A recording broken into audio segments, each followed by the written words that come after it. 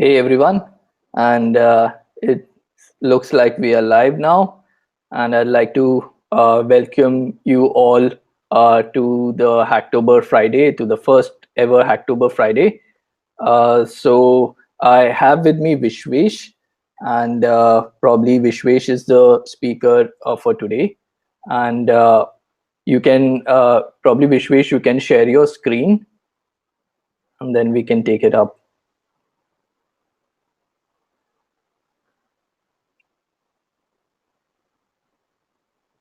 Yeah.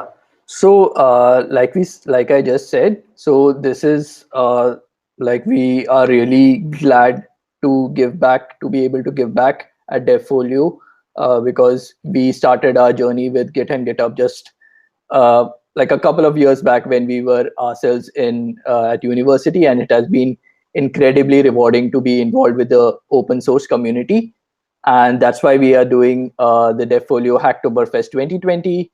And as part of it, we have Devfolio Hacktober Fridays, and every Friday we'll have a different session geared towards getting helping you guys getting started on your career in tech, right? So the first session today is on Git and GitHub. Then there'll be sessions on the repos that are eligible for the Hacktoberfest, for the Devfolio Hacktoberfest. Then there'll be tips and tricks for job hunting. There'll be sessions about hackathons. So a lot is there in store. And I certainly am excited to see how this goes. And for today's session, I have with me Vishwesh Jainkunia, who's a product engineer at Gojek, and he's a close friend of ours. And we're very glad that he agreed to take up this session. And also a bit about Vishwesh before we start. So Vishwesh has been a contributor to open source since a while now. Back he started his journey with open source, like his major contribution started with the Google Summer of Code back in 2017, where he contributed to Zulip. And since then, he's been like a prolific contributor to Zulip. He has 400 plus commits there. He's also been a Summer of Code, Google Code Inventor, Google Summer of Code mentor. He's been built a ton of projects. He's interned at GoIbibo, and now he's at Gojek. So he's definitely somebody who might know a thing or two about using Git and GitHub, and I'm excited to see how this session goes. So I'd like to invite Vishwesh to take the stage and go ahead. Hey, hi guys. So today, thanks Lenva for the great introduction. So yeah, Yeah. today we will be starting our first stage in our open source contribution. First stage is learning about Git and GitHub. So yeah, don't get confused between that Git and GitHub are too complex and all. To be honest, I was also afraid initially, but yeah, they are very simple tools. Once you learn it, you will never forget it. It's just running few commands, remembering what to do when. So it's very basic. So yeah, let's get started. uh, so yeah, introduction to Git. So we will be don't get confused between Git and GitHub. Both are independent entities and both can work uh, one by one. It's not any hard dependency that you require GitHub for working of Git or vice versa. So let's first cover some basics about Git, why we require it and all. So basically Git is an open source distributed model of version control system. Yeah, it's two heavy terms here. So yeah, for let's go one by one. Version control system is any system which can give you versioning. Like you develop today something, it's version 1. You added something more into it, it's version 2. Next day you added something more, it's version 3. Now in future, if you want to see how my product looked at version 1, you can check out to version 1 and see how far I have come. Yeah, so that is means it's a system that can helps you in managing versions of a product or anything. Now the next term is distributed model. So version control system can be of three types. One can be local, one can be client server, or another can be distributed. Local is in early days of software development, people used to code in their self local computer, then used to plug in hard disk or floppy or anything, and finally combine all their code into one at one computer and finally run it. So it's not scalable, means you want several people to basically code in isolation without any uh, common uses of code. So everybody is working in their isolation. Nobody knows what is happening in other part, how the other developer is working, how what code the other developer is writing. And hard part is merging all code into one local file, one local directory, or you say one local server. And another challenge in that was while there should be a all developers should use a single file system. If they are using different file systems, it will become another challenge of merging different files and all. So we have in the software engineering has evolved, and the next stage was client server, where all the developers log into a single computer, basically a single server, then code into it. So basically, let's imagine you have one global server running, and all developers connect to the same server, code in the same thing. But yeah, the challenge is server dependency. You have to always get connected to the server when you are coding. You can't do anything else. So yeah, the third model, which is quite active now, right now, is distributed model, where you can have distributed, you can distribute things, you can distribute code base without any hard dependency on the server or any hard dependency on the file system. So Git is one of them, open source distributed model of version control system. So yeah, why we use any version control system or especially Git? Because we want to track the changes in our source code, so that we can figure out how we are evolving, what needs to be done, and all. The goal we want to achieve with Git is speed. Definitely, the tool we are using should be have speed. It should be fast. Like it should not be that I coded it for one day and it takes next 2 days for merging it to the global code base. Then yeah, it's useless, right? But Git is quite straightforward. It's quite it has it's on it has good speed, and it has support for distribution. You can distribute it among all the distributed developers can work individually, and finally they can merge, or in meantime also they can merge their code base to global repository. So yeah, repository, the term repository is basically the whole, we are referring repository as a global code base, or you can consider it as a global directory which is unique, which is one. Another thing is data integrity.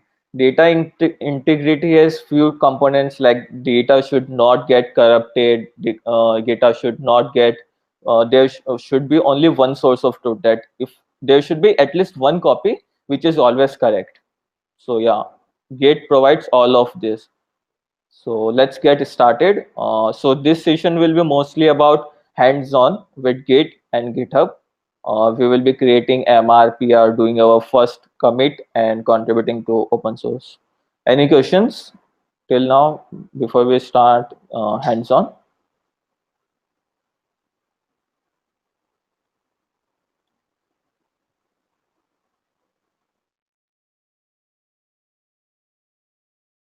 So yeah, I will create. I hope everything is fine. Let's start our session hands-on.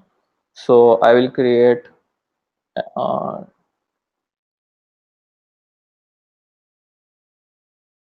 repository.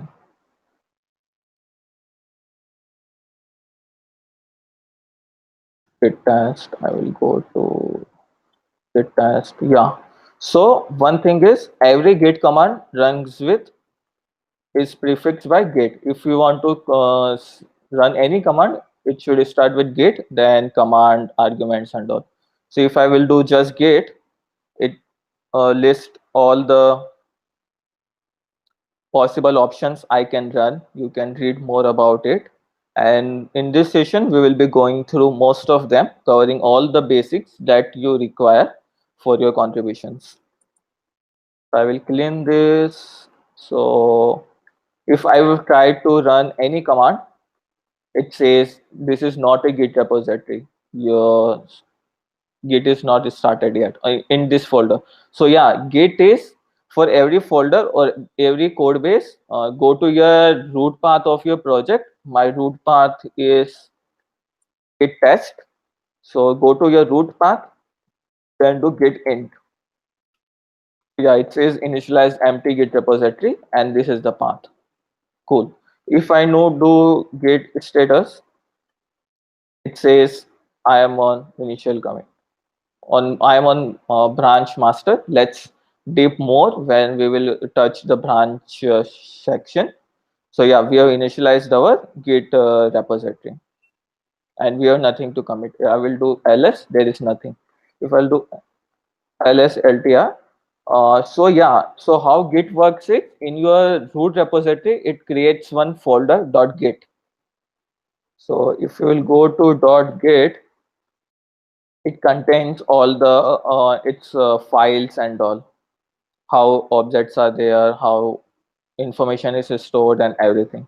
We don't have to go into, we should never touch .git folder. It should be as it is. So I am in my back folder. Yes. So now we have git repository here. Now next, let's check some config. Let's say if you are working for some company or some other thing, you want to change your email address or anything, you can add config your username or your email address in your git config, so that every commit you make will be binded to that particular email address and your username. So yeah, currently let's see what all config I have. Yeah, these all are the configs I have. So basically git configs can be at two level. One is global and one is within the your own repository. So all these are my global configs. My git email address is this, my git name is this, my editor is nano, my git config url is this and all. And these all configs which says file.git/config, these are my local config. I am updating this config. Basically I am overriding this config at the top of the global level. So yeah, let's set our username. Let's change our email. I will not use hyphen global. Global will just override the global config.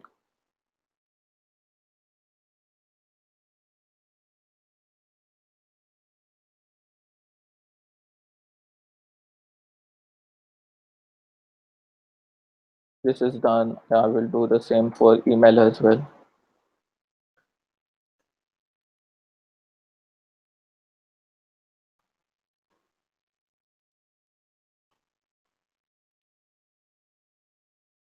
These are anything that you can change anytime. It's not required that you are setting it, you should do it before or after anything.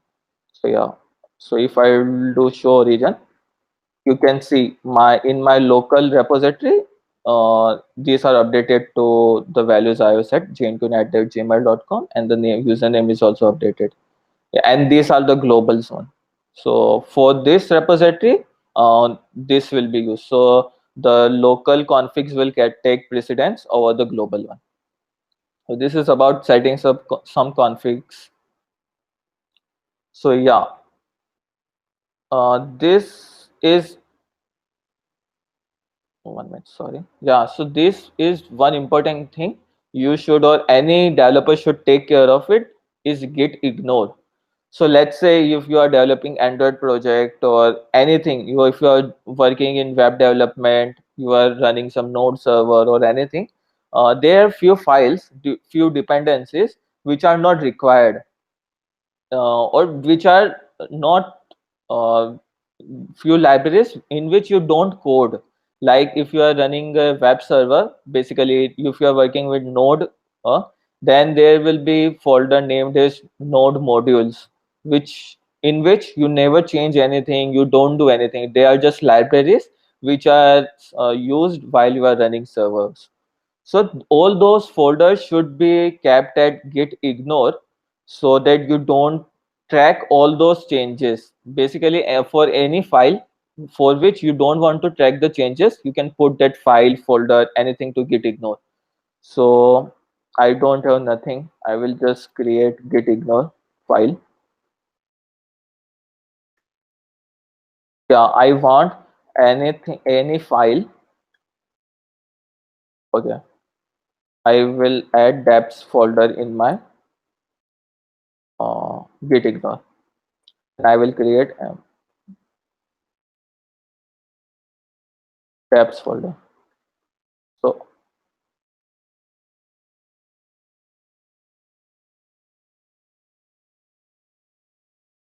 So I have .git folder, got a git ignore file, and dapps folder.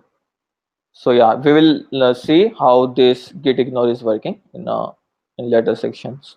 So yeah, so if I will do, so yeah, git status is one of the command which you will definitely run frequently to know the current status. What is the current status? If I will do git status now, it says I am on branch master, initial commit, and it says there is one file which is untracked. Basically, git is not tracking the changes in this file right now. And if I, let's say I create one file, test file one dot test file one.js. This is some test text. If I will do git status, it says there are two files in our directory, .git ignore test file. And if I will go to dapps folder, and if I create one library file here, JS, this is library.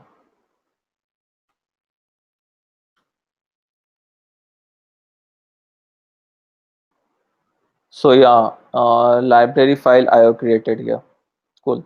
So if I will go, I will do git status. I will go back. Actually, any command you can run from any path, but you should be inside your project folder. In our case, it is git test. So it shows, if I will clear all and do git status, it shows me only two files. One is git ignore, one is test file, and another one was some library file which we have created on the depths folder. But our git ignore file contains that folder. Git will not track that file. So I will just, so git is unaware of, and git will never track that folder. So any library modules or any files which you don't take care of it, means basically you haven't created that file, or it is some library file, don't put it in your git ignore. And another thing which is usually put under git ignore is environment variable files, which contains your secret token to your some third party integrations or anything. So yeah, so now next part is, now we want to make this file trackable by git. So there are tons of options. One is git add. Git add, anyway you have to do, you can do -p, but git add -p will only work if that file is already being tracked. So you can add git add dot, you can provide file path, git ignore. Now if I do git status, it says changes to be committed in this file, and it says one untracked file. This is still untracked. Another thing you can do is, before I have provided the file path, you can provide git add dot. Anything present here should get added, should be tracked by the git. You can do this. You can do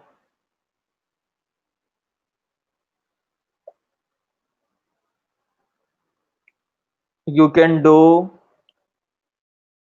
you can also add like this, git add everything which has JS extension.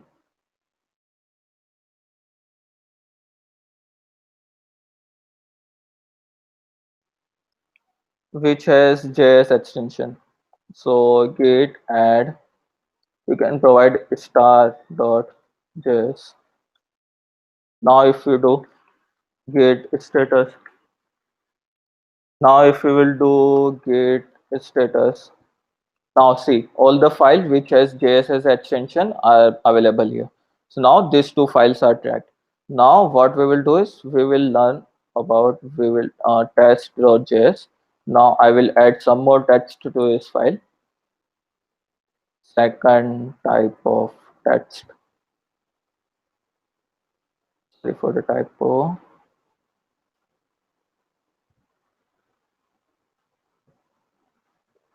Now I will do git status. It says all these changes that needs to be committed, and it says the newly file added, the newly change added we have added in our file is not being tracked right now. So it's, if we will do commit right now, only the changes we have done previously will be committed, and the changes we recently did will not be committed because it is still in unstaged. These are not staged. These are not staged changes. So how you can add this is, let's say git add -p. So this is the change in this file that we are going to add. You can add Y for adding, no for not, and there are a bunch of other options as well. So Y, yeah. Now if you will do git status, it shows all is good, all you can commit right now. So yeah, also remember the color schema. Everything in green is ready to commit. Everything in red is either untracked or it is not staged to be committed. So yeah, this is thing. Now we will, let's say we add some more commit to this file, vi this one. So we added in middle text, middle code, and we added something at the end as well, and code. Now if I do git status, see the color schema. Everything that we have added will be staged, will be committed, and it says this is in red when something that needs to be added, that should be staged. So now we will make use of, so my general practice is, if you are adding file, newly created file, use git add file path, which we have done this. And if you have made changes to an existing file, git use -p. So what it gives advantage is, it will show you only the difference which is made to this file, so you can review it once before adding it. So yeah, this is done. So all both the changes it has shown. If there are multiple chunks of changes, it will show multiple uh, dialogues to say if you want to add this or not. Let's say if I do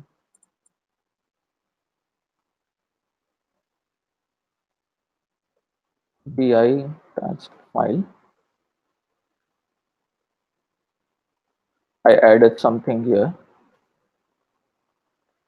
header, and I added something here, footer. I saved this file. Now if I will do git status, it says this, I will use -p. Yeah, so it says if you want to stage this change, yes. If you want to stress this change, no, actually while reviewing, I found this change, I don't want to do it. So I will say no. Now, if I do git status, it says there is still something that can be staged if you want to. Otherwise, it is untracked. It is not staged, and all the stage changes are here. So yeah, let's for now. Let's add everything. Git add dot everything which is present in current directory will be staged, and these are changes to be committed. We can commit these changes. And if you want to unstage it, it gives you an heading like how you want to unstage it. You can do git rm hyphen hyphen cache and file path. If you will do got dot, everything will get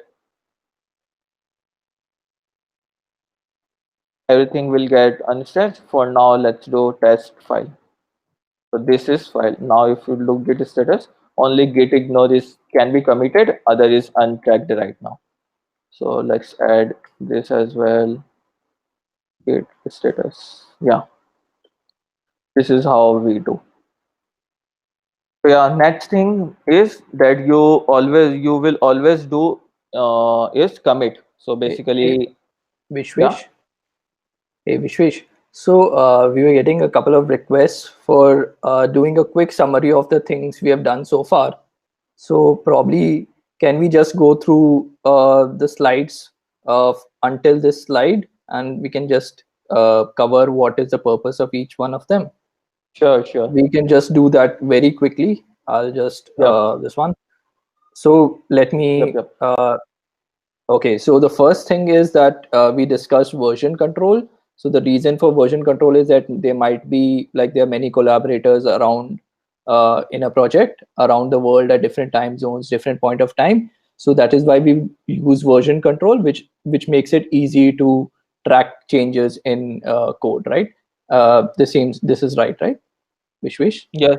Yeah. So So basically, you yeah, can work offline whenever you want, and it's correct, basically giving you a ability to version your delivery. correct, Means right, my product is at version 1 right now. I will release version 2 after doing these more changes and all.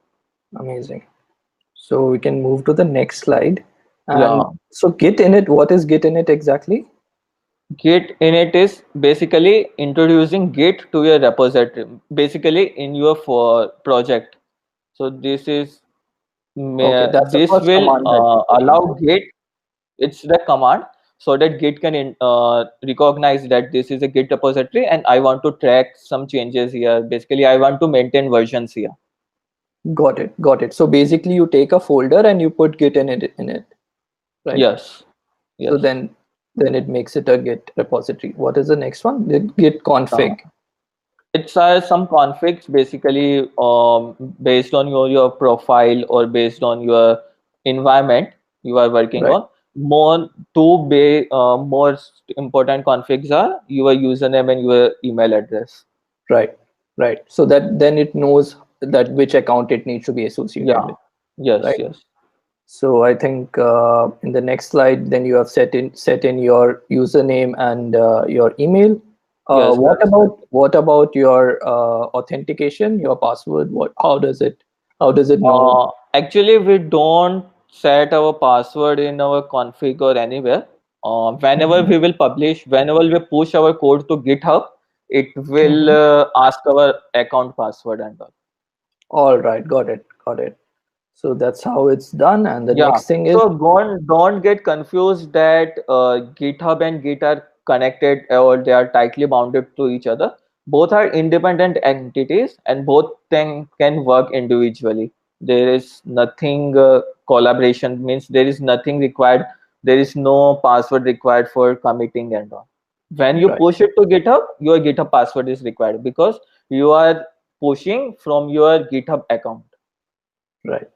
So the next thing I think was we git ignore. I think that Yeah. is for files that you want Git to ignore, right? Yes. So And why yeah, would you want Git to ignore these files? we want to ignore Git files because these are files which are some library files. It can be node modules in for web development. It can be some jars for Java project. It can be some other files which we don't take care of it. Right. So one interesting question here that's been asked is that why use V instead of touch? Is there any particular reason, or that's just a personal preference of It's yours? it's just my personal preference. I use Vim instead of touch. You can use touch as well. It's totally based on preference. Yeah. Right. We don't want to start a Vim and Emacs and touch Yeah. war here. So Vim versus Emac is at next level discussion. yeah, Let's not go through it yeah, yeah. right now. So the next thing is probably there are a bunch of things here. Git add. What is the purpose of git add? So yeah, git add is something you want to introduce that file to Git. Means you are finally saying to Git that this is my newly created file. Add it Mhm. to the tracking part. So if you All add right, it, Git will start tracking that file. What are the changes in it and all. If you got don't it. do it, the Git will not track that file. Okay, okay. And what about git status? Git status is like getting status, what is going on currently in your project with respect to Git. Git will say you that these changes are there, this I am tracking, this I am not Okay, tracking, this is changes that you can commit. all right, got it. And then I think the next last slide that we did was git commit, right? Yeah, yeah, this we have to go through. All right. So yeah, let's again get back to our So terminal. yeah, let's go back to that, and I'll head back to the chat, right? Cool. And we'll take up So yeah, the other questions later on at the end of the session. Yeah, great. So thank yeah, you. Git status is my favorite. I do it every 2 minutes or every 5 minutes. Whenever before doing anything, before running any command on of Git, I do Git status to identify what is my current status, what I want to do, what I can do next and all. So yeah, next part is Git commit. There, so this is basic command to commit it, and there are few variations based on your preferences. You can pick any. So what git commit does is, let's do simplest one, git commit -m, and you can provide message. This is add, let's say, for loop in get user method. I'm just dumbing it. We are actually have not written any code for doing this. I'm just dumbing it. So git commit is you want to commit it. -m is you want to uh, add a message to a commit. So yeah, remember every commit should have a message. That what the advantage means, why it is mandatory is because we want to maintain versions, right? So every commit will have a version. We can see what changes we have done in this commit. It's just a brief info. We will go through the best practices of writing git commit message. Means, if are there any some standard convention to write message and all in our sessions. So yeah, I will do git committed, and it says it has created two files, basically committed two files, and this is the change. Two files change. We have added 18 lines of code. So yeah, and this is our commit SHA. So every commit will have its own unique identity, and it we call it as a commit SHA SH. And you might be aware about the SHA algorithm as well. So that is used to get this commit SHA. Actually, you can do git. Let's go later. So yeah, this was one way of committing the files when you are in hurry and you want to do everything in one line, in one go. Another thing is, let's say I will do git status again. You are on branch master and there is nothing to commit right now. Working tree is clean. Now I will open test file. I will do some more changes. Oh, there is lots more space. I will remove it. Now if I do git status, it says this file. Now if let's say I got one more file to create it, so I will this time, let's say I use touch file 2.js. It is created. Now I will open this file, test file to JS, and I will add some text here. Now if I do git status, it says nothing is added. I will do git nothing, all are red. Means if you commit, if you will do commit right now, nothing will get committed. Even we can try git commit -m testing. It says no changes added to commit. Nothing can be committed right now. So if I do git status, yeah. So let's use our favorite tool -p. It says I have deleted these all files. Yeah, so it prompted only one dialog because there was only one change in the tracked file and it is in green now. And there is one totally untracked file. You can add git add test file. Sorry for the typo. Git add everything. Now if we'll do git status, it says two files. Okay, let's fix typo. I will just move everything into test hyphen file 2.js. If I do git status,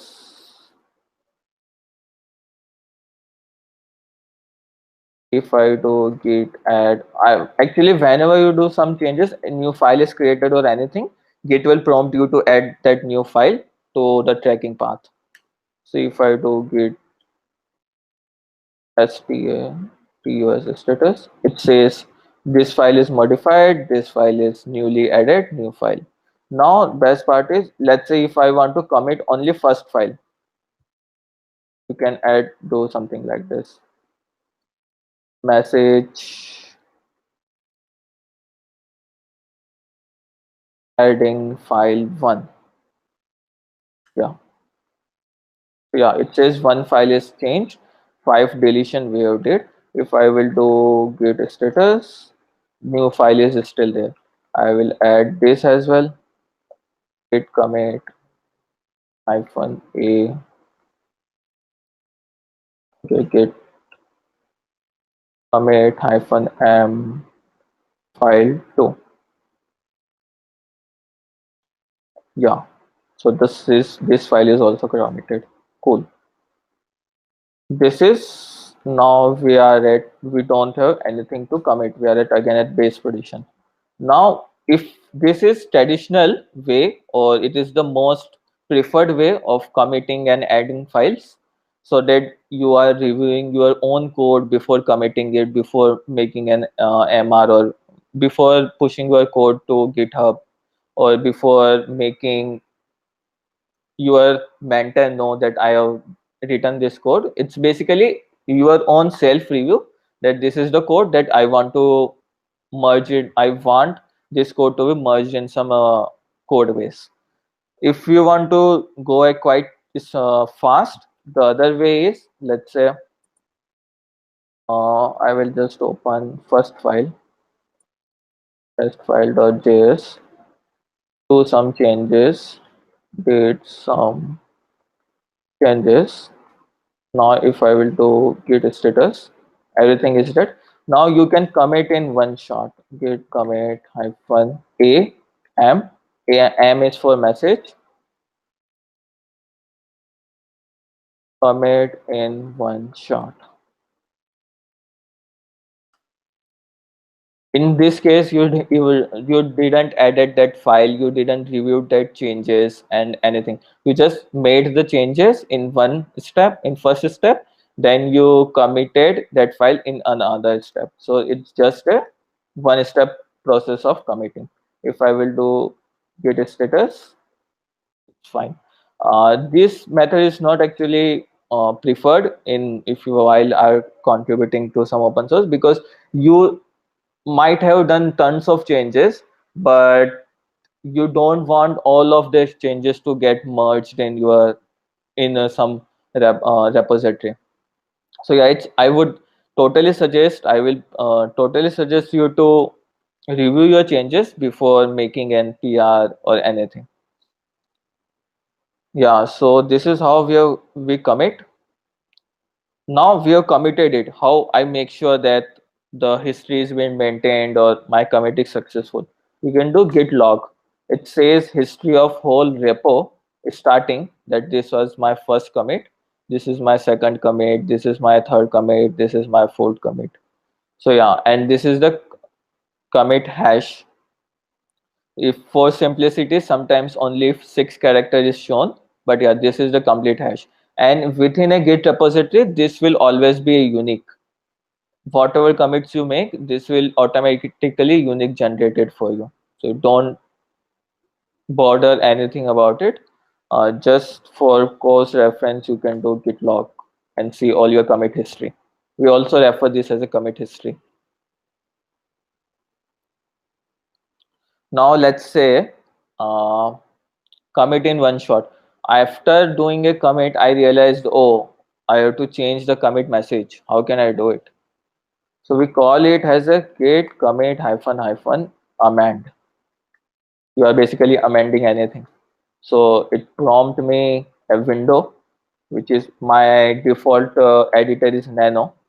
So yeah, it prompt me a Nano, and I can add details here like this was my message, this is commit, and I actually, yeah, there are some good practices of writing commit message. It's like add one word here. It can be like message or anything which to which domain it belongs. It can belongs to if you are working in some order management system project or something, there can be entities like user, customer and all. So if it is if your changes related to customer, then add customer here, then and then add a file normal line here, normal text like what change you have did. We have add new field to add new field, phone number.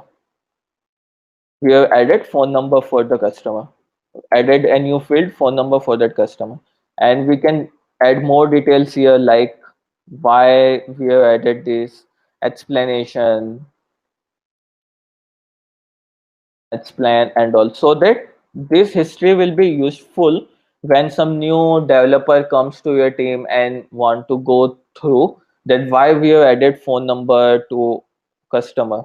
So yeah, you can add more details here like what was the motivations and all doing these changes.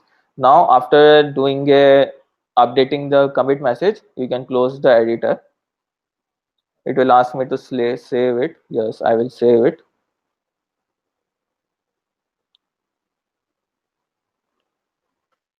Yeah, now it says actually when you amend a commit, basically a new commit is created, but the old commit is deleted. Basically, the in short, the commit is updated and its hash will also get changed. If we will go through, at the topmost of a commit, the hash was DE and all, but after amending the commit, it is 3-1 and our updated commit message is visible here. So yeah, this is one thing in case if you want to change the commit message after committing it. I will clear all this. And another use case of doing amend is like say I am here. Now I do test file.js. Oh, did some changes. Forget to add full stop here. So get status. It says this is this. I will get committed.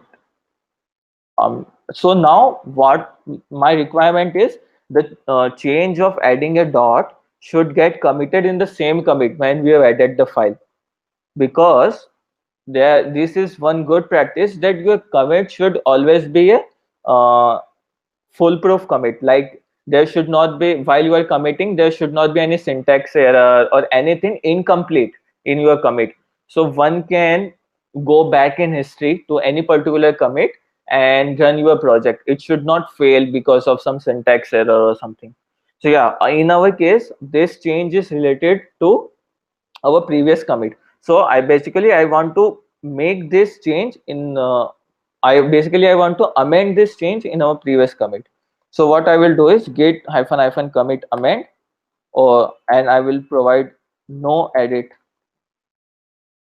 If you don't provide no edit, it will again prompt you to update the commit message. Else, if you will provide no edit, it will basically write this change in your previous commit. But in this case, it haven't added it. You know why? Because we haven't staged this change. So I will just use a shortcut for now, git commit hyphen a. If I do git status, yeah, it's committed now. And if I will see git log, we have the same number of commits and the change is available here. So now if you want to see the changes in your commit as well with commit history, you can use git log hyphen p. So yeah, this is my commit hash. Basically, this is one commit. It says this is the commit message and this is the config we have set. This is the author of the commit. This is the time of the commit. And what are the changes?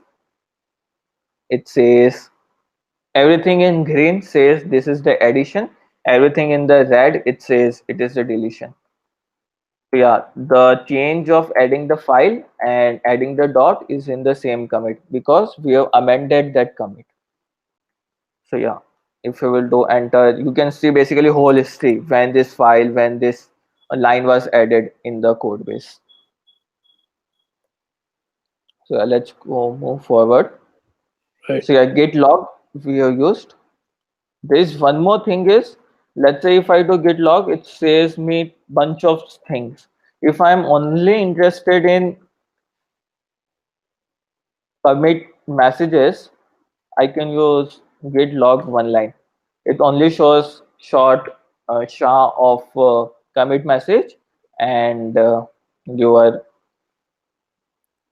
commit message. It doesn't show who is the author and much more details. Actually, Git provides a tons of options for Git log. You can beautify it, you can change color and do tons of things. Hey, Vishwesh. Yeah. So let's again do a quick recap since the last time. I think the slides did not change much, but then we did a bunch of stuff. Uh, we did a bunch of stuff, and then we can just recap. Just let's revise everything, the small chunk we have done. So we have learned about how to commit our changes.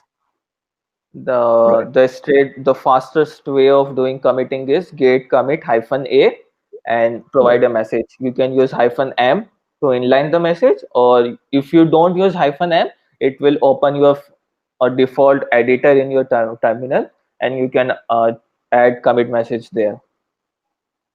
Right. Then we have seen how to see the commit history, that is git log.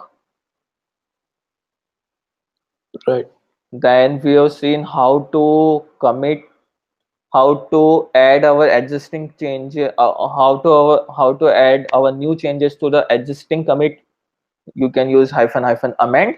And if you don't want to change commit message with to your new changes, you can use hyphen hyphen no edit. Right. And we are saying git log. So git log, git status are few commands which you will be using frequently. Fair enough. So would you say that we have covered the basic commands? Yep. You have covered all the basic commands that are required for committing, contributing to open source, or basically doing some project in within your friends and using Git. So you can commit, collaborate with Git and all. Great. So let's now just go through the rest of the slides. uh, until we get to the GitHub part. I think so that they are little intermediate level commands. We can just cover what they do in theory, and then we can move on to how to get started doing all of this. How GitHub makes all of this easier. Yep, yep. So yeah, so from now onwards, these commands are like some additions. Or let's say if you want, we have only till now we only seen how to change the commit message of last commit. Let's say if I want to change the commit message of this commit, how to do it? If I do git commit hyphen hyphen amend, it will only change the commit message of last commit. So Git provides a uniform utility to change commit message, or you can even change the author of the commit. So yeah, if I do git log, here comes the uh,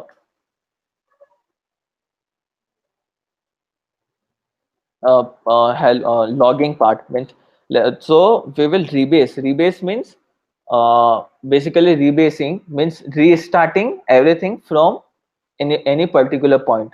So this command is git rebase hyphen I is interactive mode, and this is mostly common used of mode. So let's say I will copy this commit SHA, and hyphen I takes the commit SHA from where you want to rebase your git history. So I will do git rebase hyphen I and commit SHA. So it says there are two commit after that commit. One is addition of file to, and another thing is customer add new phone number. So yeah, it says at the prefix there pick. Pick means pick all the. It is basically assembly command, or you can say it is internal command of Git that I want to take this commit. Let's say if you want to anyway drop this commit, you can add here drop, or basically you want to remove this commit from your commit history. So what it will do is all the changes made in this commit will also get removed. You will get the fresh copy here. So there are bunch of things. There is peak for P for peak, there is R for reward, E for edit, and it also explains what you can do. S for squash, F for fix up, D for drop, X for execute, and all.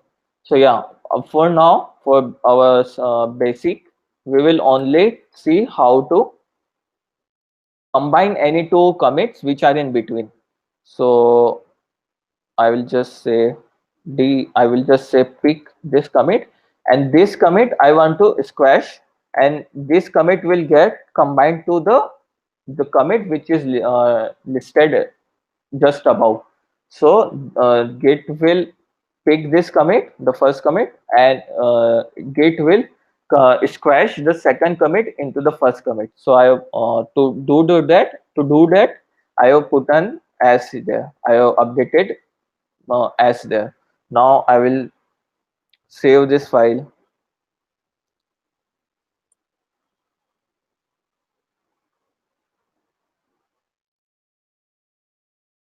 Yeah, save this file. Come on, see. So yeah,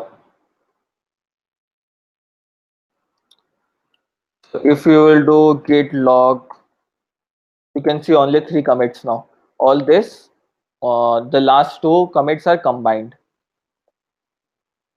So actually, it prompts us to specify the commit message, what you want as a final commit message. Otherwise, if you don't provide it, it will definitely combine both the commit messages.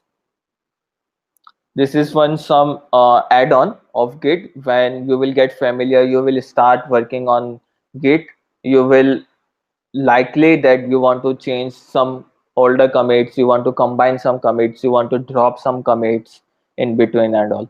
So git rebase hyphen I specify the commit hash from where you want to rebase, and update the parameters, like if you want to squash then put as, if you want to uh, reword it, you can drop it with D. You want to basically rename that commit, you can put R there, and bunch of things.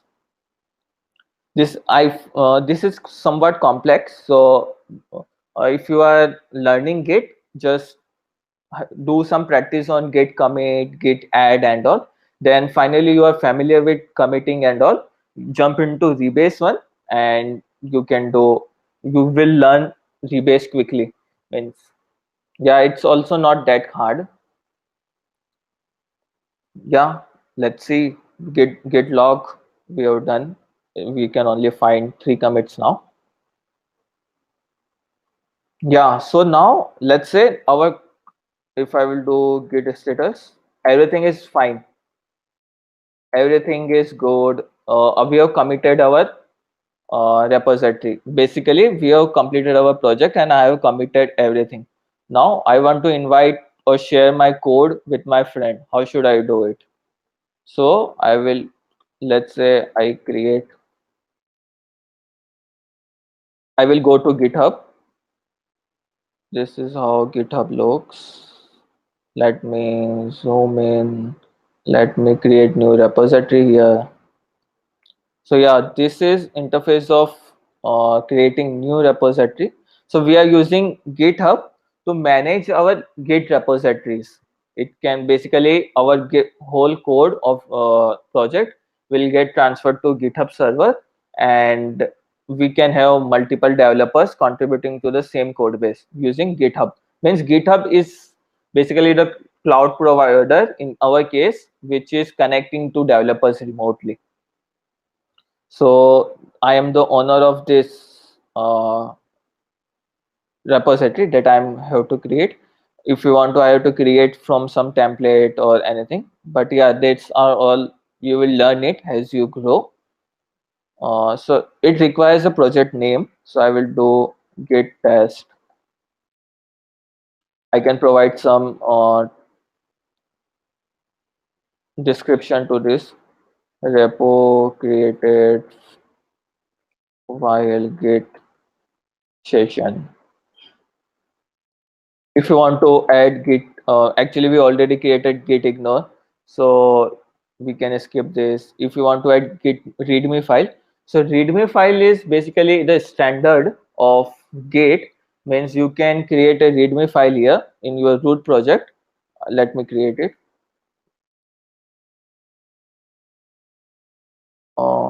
This is formatted in markdown format, and it is git test project, and um, purpose purpose of this project is to learn Git. So basically, README file contains all the details of your project, means how to set up it, what are all required for setting up, what are the prerequisites for that project, Java or anything. Basically, it contains information. It's basically, you can say, the guide for that your project. So yeah, I will create a public repository. You can create private as well. Uh, and we have already created readme file. You can create it from here as well, and you can choose license as well. So yeah, license is one thing. Means as you are making your code public, what all needs to be, means how the public can use it. Either they can, means how many rights you are providing them to use your code.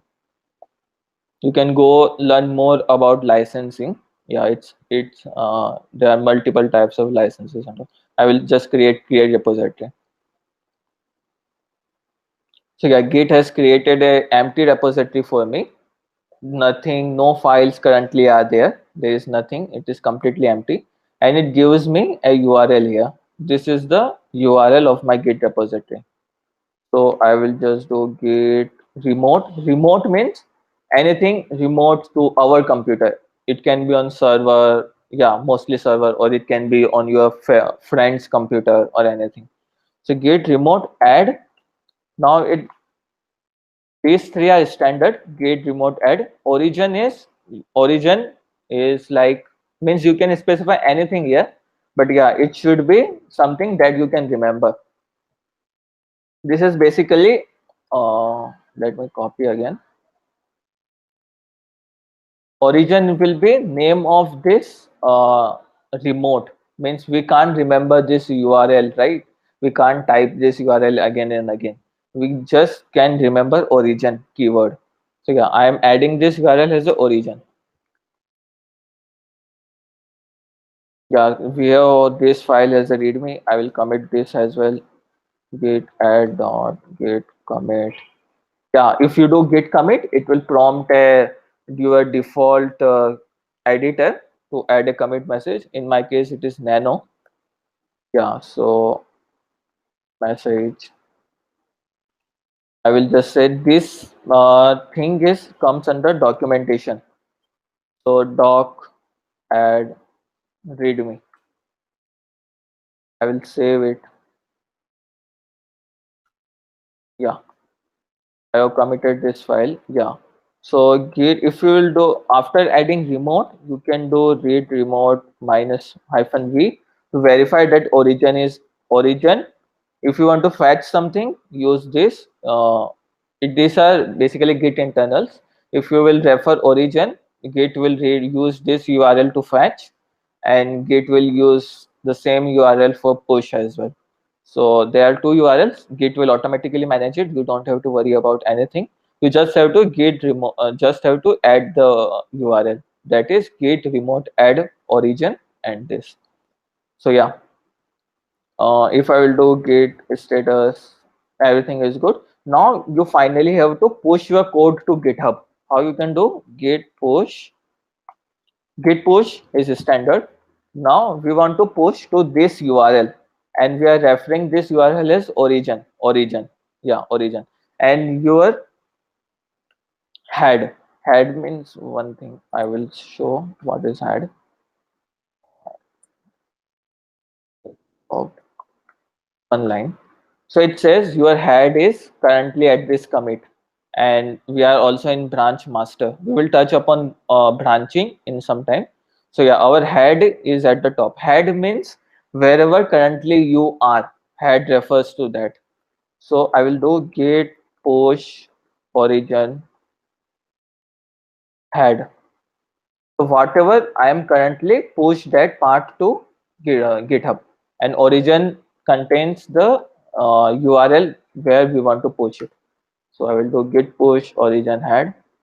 It will take some time based on your network, and yeah, on it has pushed to this URL a new branch. Basically, before we had nothing, no branching, no code. It has created new branch there, and our head is at master now right now. Master is the default branch in Git. So if I will refresh this page, we can see all our code base here, all our files here. And readme, as I referred, is basically a guide for your file, for your repository. And readme file will show as a description whenever someone visits your repository. So yeah, we have pushed our code base to GitHub. Now we can share this URL to our friends and all. They can submit pull merge requests, they can submit pull requests, they can submit issues in our repositories and all. So yeah, this was all about how to push, how to add repository to GitHub, how to push our code base to GitHub. And yeah, any doubt till now?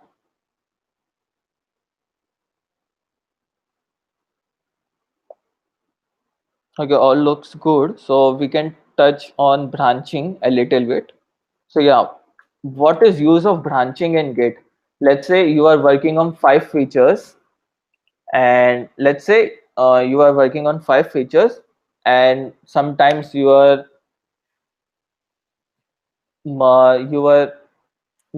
interested in working on feature 1, sometime you are interested in working on feature 2, and like that.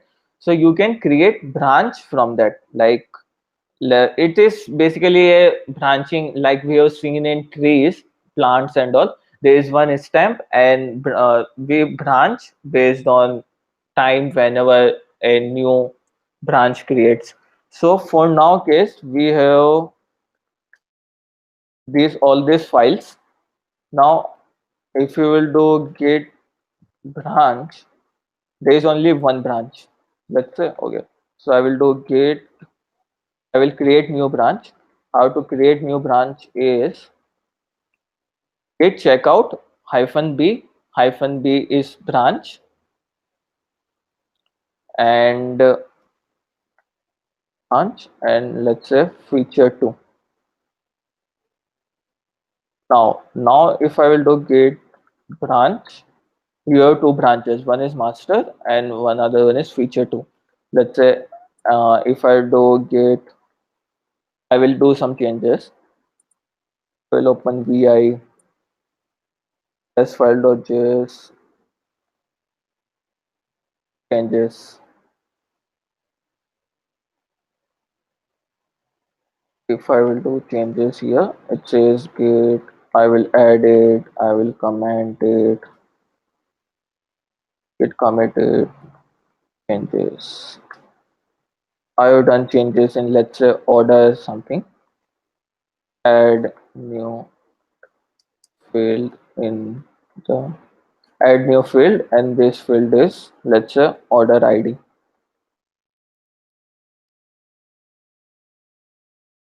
Yeah, save my changes, yes. So there is nothing, there's, if you will do git log, it says your head is at feature 2 and this is your master branch, and origin master, it says the origin, the URL we have provided, and in that URL also master branch is at our master branch. So this is something, means basically we have added one more commit, and this commit is in feature 2 branch, it is not in master branch. So if I will do, let's say if I have to push here, if I will zoom it, here all the branches are listed and currently it only lists one branch, master. So yeah, I will again minimize this. So if you want to do git push origin head, head means whatever your current branch is, that will get pushed. My current branch is feature 2. You can check it out using git branch. Whichever is in green is your current branch. So if we will do git push origin head, uh, so your current branch which was feature 2 is get pushed into to your GitHub account. So yeah, it says feature 2 has been uh, pushed right now recently. So now if I will go to my branching feature, I have two branches, master and feature 2. So if I can, actually GitHub provides basically a UI for your code base as well. You can go through your directories and everything. You can go through your code base, navigate to them. You can do a bunch of things. Actually, you can commit, you can edit file from here as well. Edit, edit some file, some changes from, GitHub UI. And it will also auto suggest what are the commit message you want to put and all. And this is commit, I want to directly commit to master branch commit. So yeah, if you will go to home, your latest commit is at the top. Some changes from the GitLab UI is visible here. So yeah, this, you have committed this from the GitHub UI. Now basically your local code base doesn't know about this change, and this commit was in master branch. Okay, so I will just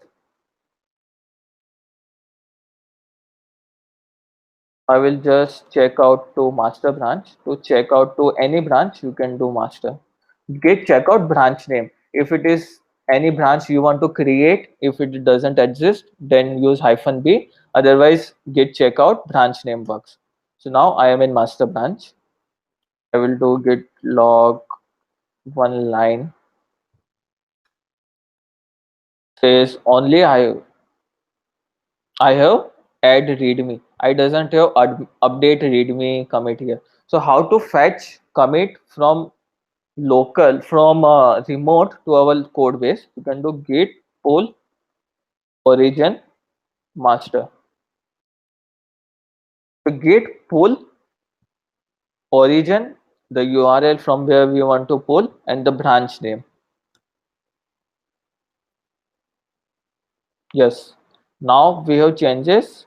Now if I do git log, we have changes here. Update readme. The changes, the commit that we have made from the GitLab UI. So now you have changes this. Now let's say if I do some changes to test file one footer, I will update it to nice footer. Cool. And git status. Sorry, status. Git. And I will add everything. I will add commit it. Some more changes in the user.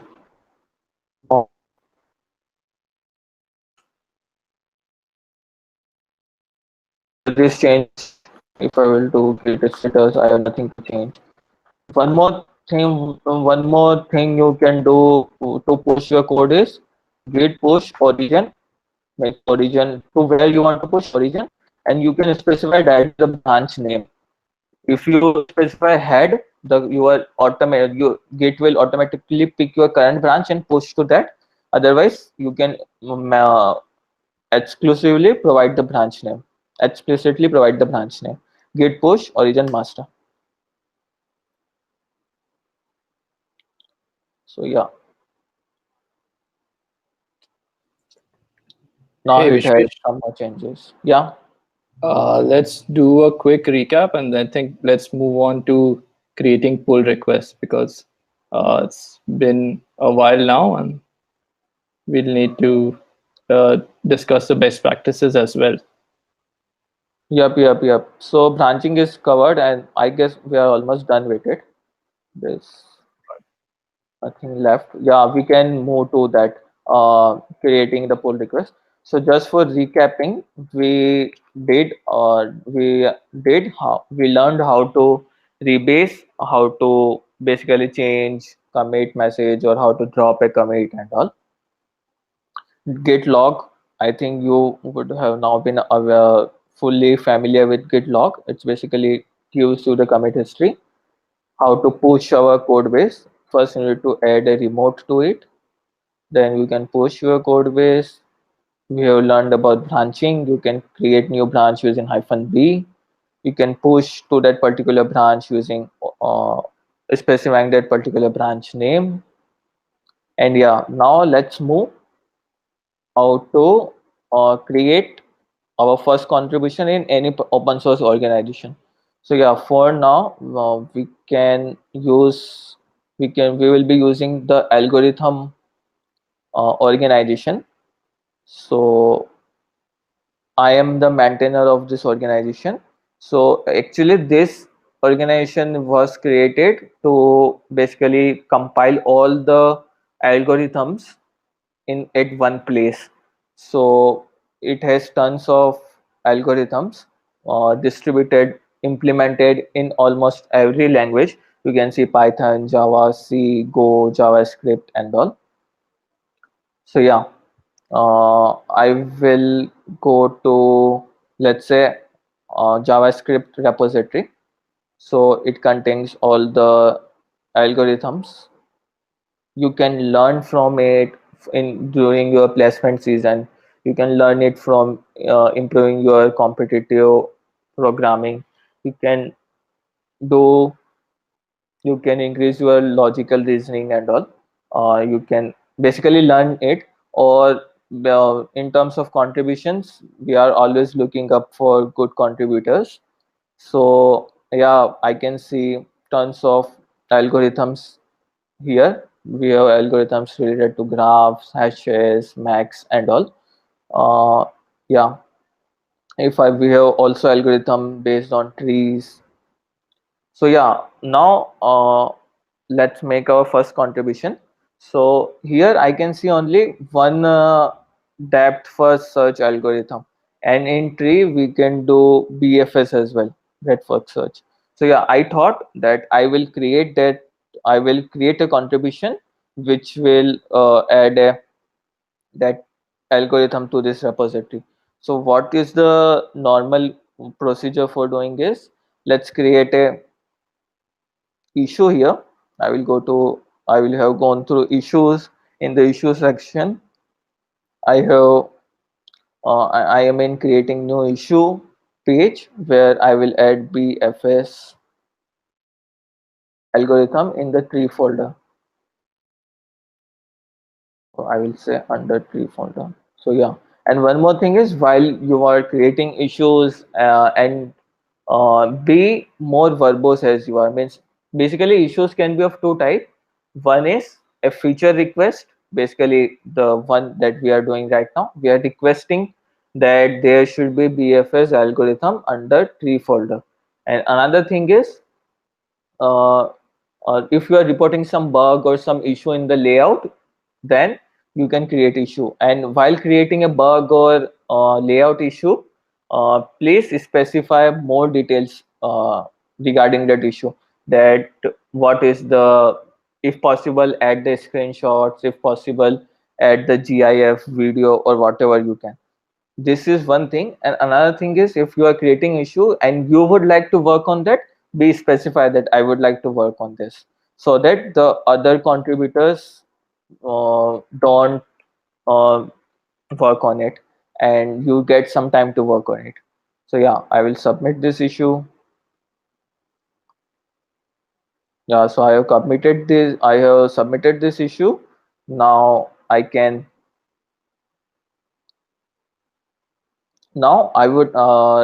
should work on this issue, as I would like to work on this issue. So how to basically start this contribution is, go to code, copy the URL. Now I will go to my home directory.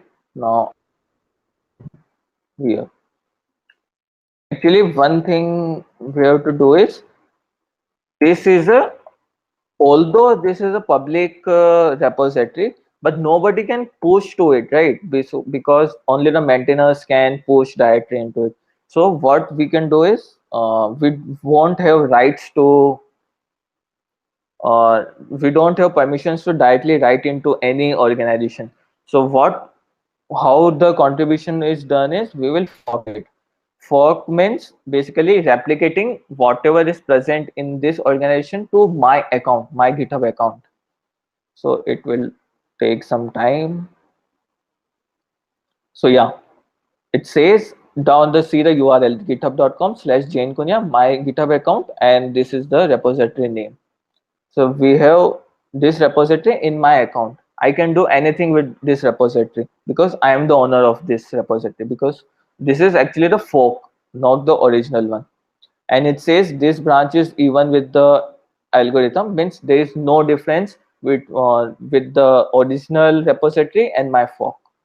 So I will clone this repository. I will do git clone this.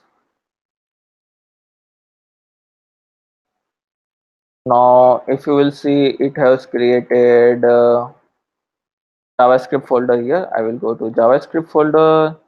I will do git status. Everything looks fine. If I will do git log, it shows me all the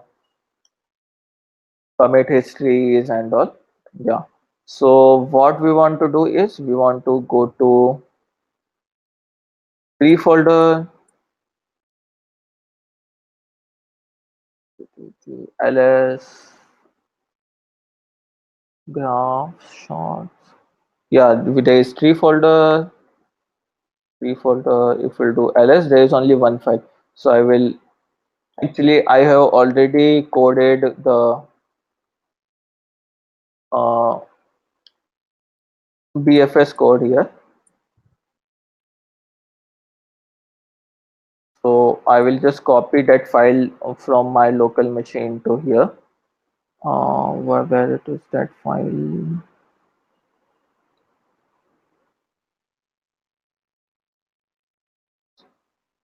I will just copy that file to here. I will do ls. Okay, let me just find my file.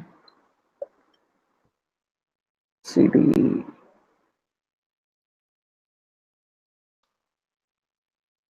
Okay, let me just search.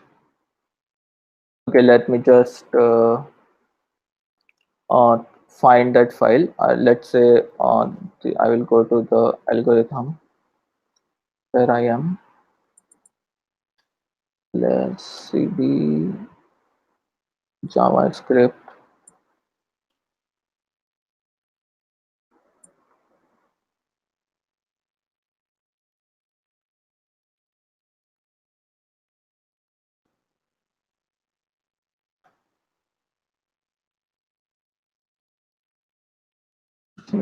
cd JavaScript ls.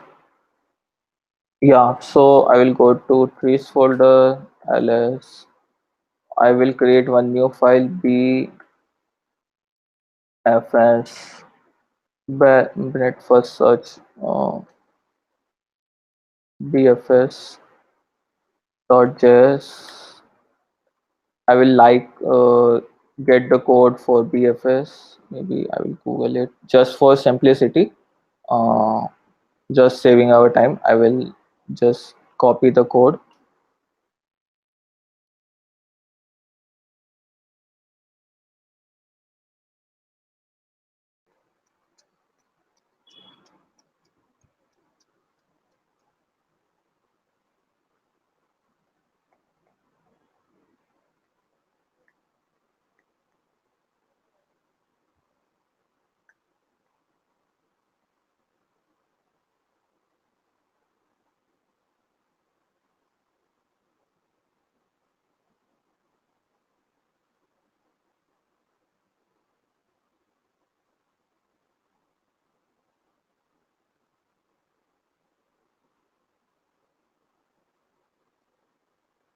So yeah, this is the code for BFS in JavaScript.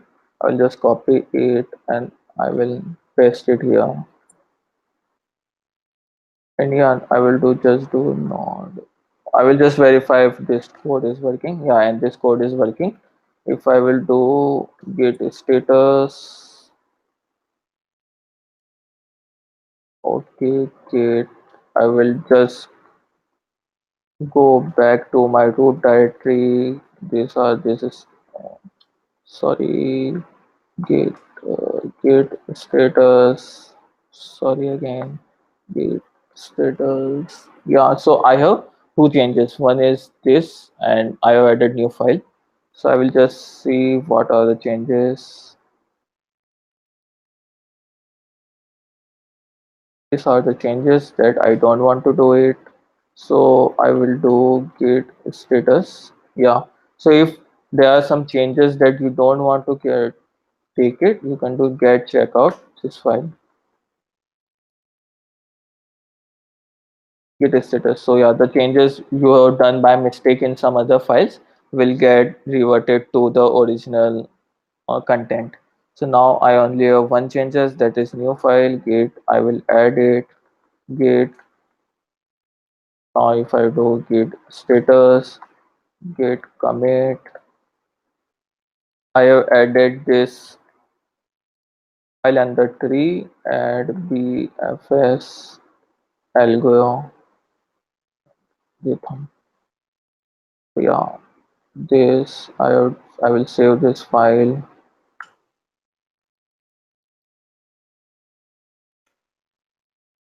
Yes, save this file. This file is saved. Yes. If I'll do git log, one line, it says my origin is at the, if I will go to here, my origin is at update directory md. Yeah, it's correct. And I have added one more commit on top of it. If you will do git remote -v, you have already this URL in your origin. So I just have to git push origin and my current branch. I will do the git push origin head, and based on your changes, the diff will get transferred to GitHub. So yeah, you have this branch is one commit ahead of the original branch, that is the algorithm master. Cool. So yeah, this is it's GitHub suggests us that our commit is our branch, our repository is one commit ahead. This one commit is our change.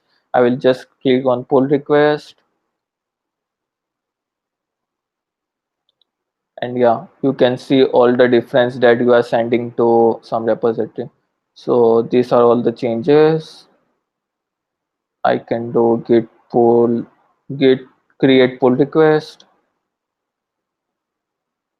These are some of the guidelines the organization has established, that before creating any pull request, make sure you have done all these changes, means you have verified all these changes, means add an algorithm.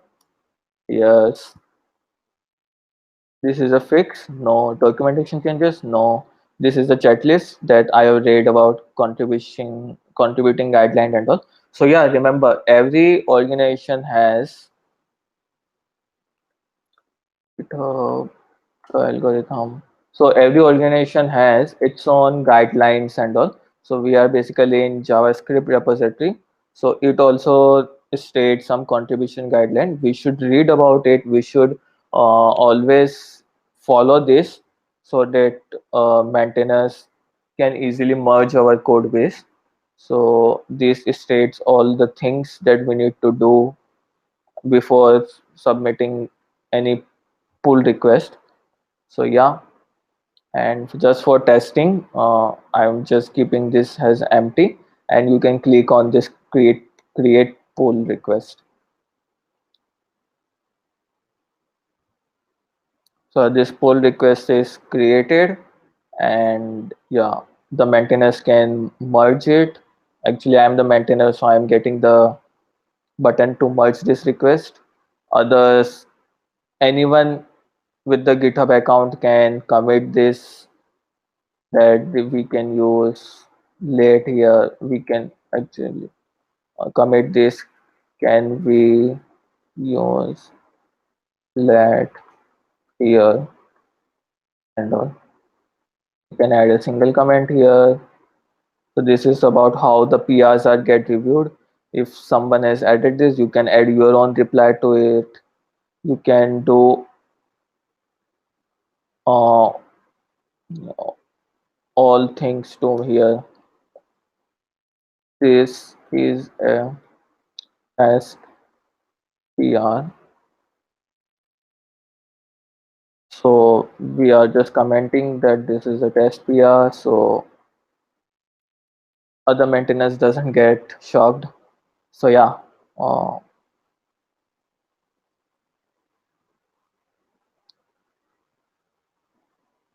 so anyone can comment on this PR.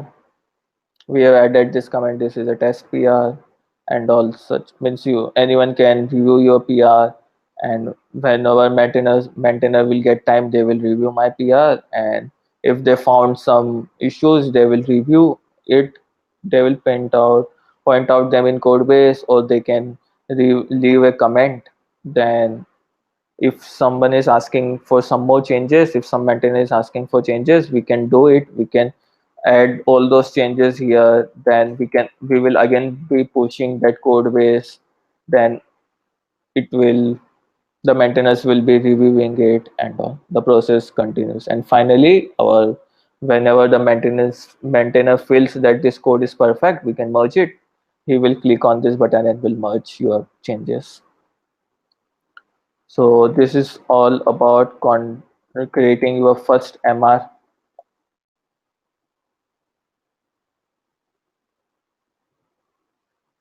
So yeah, we learned about how to clone a repository. Git stash is something like, if I do git status, let's say I will go to my test repository, git. This is the last topic, git stash, and it's very important. Uh, so cd git stash, and it's very easy as well.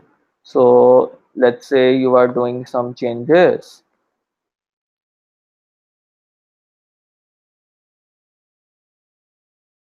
you did some changes, and in basically you are in between of some changes, and suddenly your friends come up that, hey, show me your latest step, I want to run it.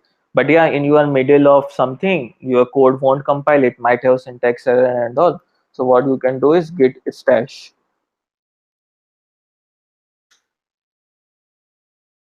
Now if you will do git status, you are currently at the master branch. There are no uncommitted changes. So now you can run your code base and show your friend your product, and yeah, there are no syntax errors, so it will get compiled easily. So yeah, now you want to resume your work, so you can do git stash pop. So now yeah, we have the same change again in our file. Now we can continue on this. So this is a small tool, git stash, which you will be using frequently while working with git. So yeah, this is one last useful command. So let's say I want to go in back in history and I want to delete all these upper commits and I want to reset at a particular commit. So I will just commit, I will copy the git commit hash, git reset hyphen hyphen hard, and I will provide the commit hash. Yes. Now I am back. I have resetted my commit history to that particular commit. And be conscious doing this. This is resetting hard. So you will definitely lose all your changes which are done in the latest commit. So yeah, use it wisely. We have learned about creating pull requests, creating issues, how to comment it on GitHub. Yeah, any questions, or we can wind up session, else we can wind up session after best practices. Yeah, there was so it has been really great so far. There were a couple of questions that some of them were already answered by other people in the chat, but there was one question which says, let's suppose I have 50 files and I want to commit only 30 files. So do I need to hit commit continuously for every 30 files, or is there any hack for easing the time? You can use a hack to erase the time. Means let's say you means how, it depends on how your files are structured. If all your 30 files are in particular folder, then you can just do git commit folder name hash and specify the commit message, or you this will animate it. So in this, everything under this folder name will only get committed. Or if you have any particular types of files like anything and JavaScript files that you want to commit, then you can use git commit regex expression like star.js files. Then all the JS files will get committed. Right. Or So even if you have, you can specify folder name here and specify this. Means all the JS file is specific to this folder name, which are inside this folder name will only get committed. right. So the easiest way is just to take all the files, put it into a particular folder, and then just commit the folder, right? Yes, yeah, that's the easiest way. Fair enough. Uh, and then, all right, we have another question uh, that says, is GitHub a good solution for closed source projects? If yes, is there a way to get a free license for the same? Yes, yes. GitHub is the one of the most popular platform, even for public or private. For private, you can create repositories which are private. Let's say if I will go to here, I will go to, I will let me zoom in. So if you create a new repository, uh, it asks you either you want to make public or private. If you make it private, you can specify user, your friend's name or anyone to whom you want to share this repository. And yeah, with the current scenarios, GitHub provides you ability on to create private repositories. Means you don't require any paid version or nothing. It's totally free. Does that answer your question? Yeah, I'm just gonna ask in chat.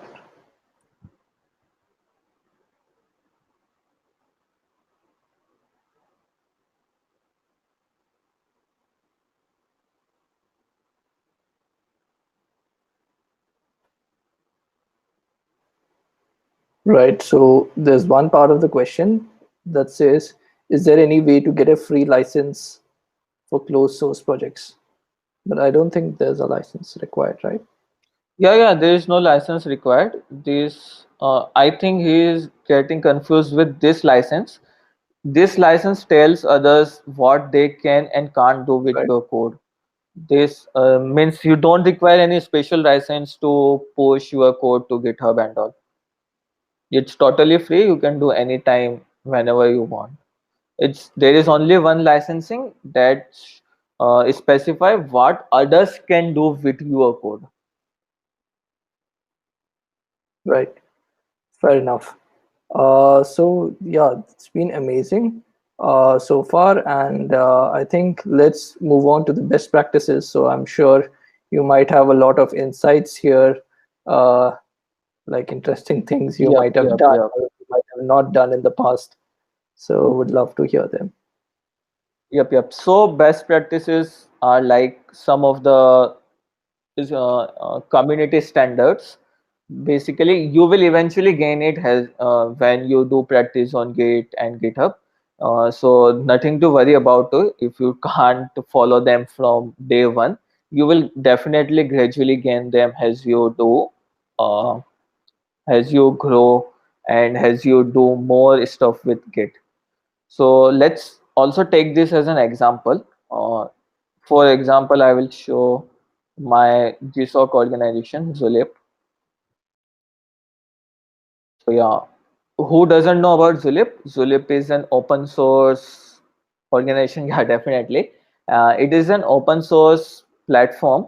Basically, it is an open source alternative for Slack. I guess all are aware about Slack. Slack is a team chat platform. Zulip is also exactly the same. Zulip also solves exactly the same problem, but yeah, it's an open source. So let's say, let me open my own project here, that is Zulip Mobile. So this is the code base of Zulip Mobile. We have all the guidelines for how to contribute it, what all we follow, what all tools we follow for discussion, how to start development. We have development guidelines and all. So yeah, some standards are best practices are like, if I will go to commit history, see, all commits follow a specific pattern. If you can see, first it contains a word, what is the domain, then it contains the long commit message, and few commits also contains more details, like what was the motivation, what was the more details around it in that particular commit. So if you will go through the commit history, all commit messages are structured in the same way. Like first we have keyword, colon, then message, and more details about that commit message. So this is something you can also follow. This is one of the best practice one should follow, that all the commits messages should have one convention. Either you can use the same convention as mentioned here, or you can define your own convention but stick to it, that I am using this convention, I will follow throughout this repository the same convention. So yeah, this is one of the best practice. And yeah, when you will contribute to multiple GitHub repositories, basically multiple organizations, open source organizations, you will find that some are using this convention of commit message, some are using some another convention of commit messages and all. So that is one good practice to follow. And actually reason behind this is whenever a new developer or newcomer comes it, he can easily go through, browse the commit history and identify what is it. Yes. And few other best practices while contributing to open sources: whenever you create an issue, provide as much details as you can. Provide screenshots, provide GIF, write down all the steps that can reproduce that particular issue or bug, so that the maintainer or other contributor can go through the same steps and reproduce the bug and fix it. If the details are incomplete on the issues, it becomes hard to identify where the issue is and all. So while creating issues, be verbose as you can. Provide as much details as you can. That is also one good practice. Means, yeah. And another thing is, make commit independent of each other. Like if you are building some features, let's say you committed at some point A, now you started working on feature B, now you added some code, you are debugging some other stuff, to commit only if your current state is deployable. What I mean by deployable is, we can actually run our server or we can run our Android app out of the code which is going to be committed. Means don't commit if your syntax error or if your code cannot compile and all, because we are maintaining the history of all the versions where our commit was actually workable, where we can actually create product, actually we can run our product at that particular commit. Advantage of this is, let's say you want to see how your app looked 1 month back. If you will directly check out 1 month back commit and run your Android app, you can find out that how what was the state of your Android app 1 week back. If you have some change, if you have some syntax error or anything in that particular commit, your code won't compile. You won't able to run Android app by checking out that particular commit. So yeah, make commit only if uh, you are confident, basically when your product is deployable. And another thing is, make frequent commits. Don't wait that I will complete whole this feature, then only I will commit it. Make commit frequently, but it should be deployable at each step. Let's say I added new file, and if there are no syntax error and I am confident that I can commit it.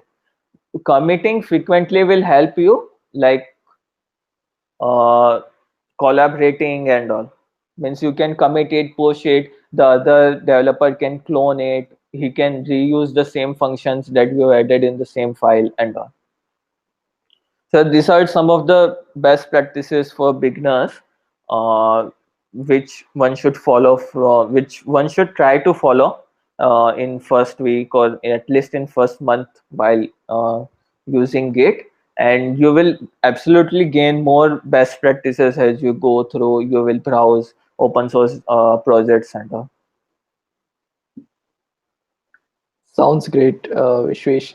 I think you would agree with me that hearing the best practices from someone is a different thing, but then as you work along, you realize the real value of this, Yep, right? yep, definitely. Yeah, I can share my experience, but yeah, if you want to gain that, you will definitely try it. And if it works, and you will also agree upon trying only. Once you tried and it worked, you will agree it. So yeah, it requires some hands-on. So by before adopting this best practices, means it will take some time for you to adopt all these best practices and all, but yeah, eventually you will definitely gain this. It's very easy. And don't get frightened of Git or GitHub, they are just basic tools.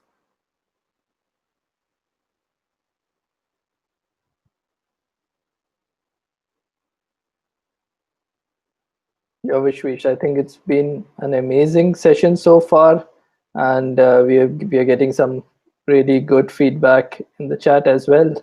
And yeah, so I think people have learned a lot. I myself learned a lot, and yeah, thanks for coming on, Vishwesh. And I think what would be the best place to connect with you to take things further if there are further questions? You can ping me on any chat platform available in the world. I am present under at the Jan Kunya. You can search me on Twitter, LinkedIn, GitHub, everywhere. Great. Yeah, and do reach out to me if in case you face any problem to Git.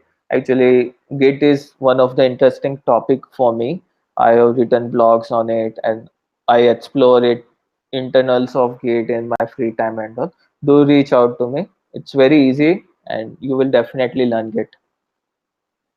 Amazing, amazing. Uh, at the end, Vishwesh, I'd just like to go through the Devfolio Hacktoberfest 2020 blog. If you could just open that, Yeah, yeah. Just give me one or minute. probably I So, could share my screen. Or, okay. right, just give me a minute.